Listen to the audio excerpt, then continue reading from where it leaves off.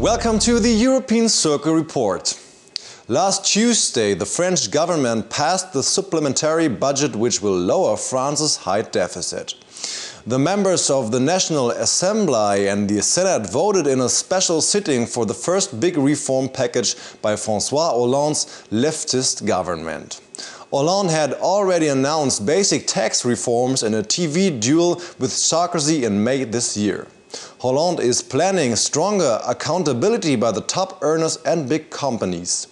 The first socialist president since 1995 aims at reaching his saving target with a supplementary budget and will try to adhere to the EU rules for budget deficit in the coming year.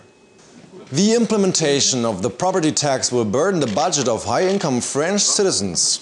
The maximum tax rate will be increased from 41 to 45% for income above 150,000 euros. Moreover, in future income above 1 million euros, yearly will have a 75% tax rate. Furthermore, a one-time increase of the solidarity tax on property of households with a taxable income of 1.3 million euros will be introduced. The State Budget Minister Jérôme Cahuzac supported the measures as only the extra duty will bring 2.3 million euros in France's state coffer. Altogether, the move may bring additional income of 7.2 billion euros. Soon the President and Prime Minister Jean-Marc Ayrault's income will be cut by 30%. Besides the disputed property tax, French President Hollande also wants to reform the value-added tax. His predecessor Sarkozy had lowered the value-added tax to 7% in 2009 and had announced a raise to 21.5% starting 1st October. Hollande's government plans a raise by 19.6% in the coming year.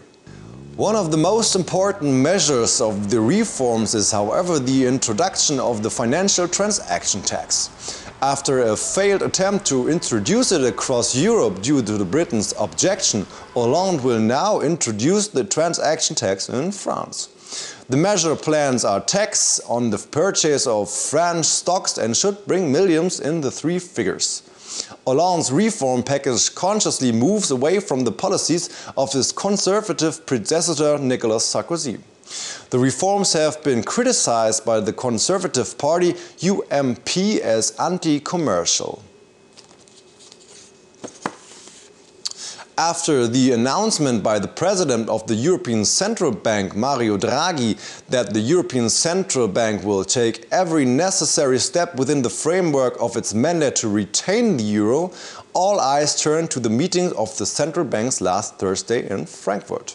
Draghi's statement increased the speculations of a massive purchase of government bonds of crisis-hit euro countries like Spain and Italy.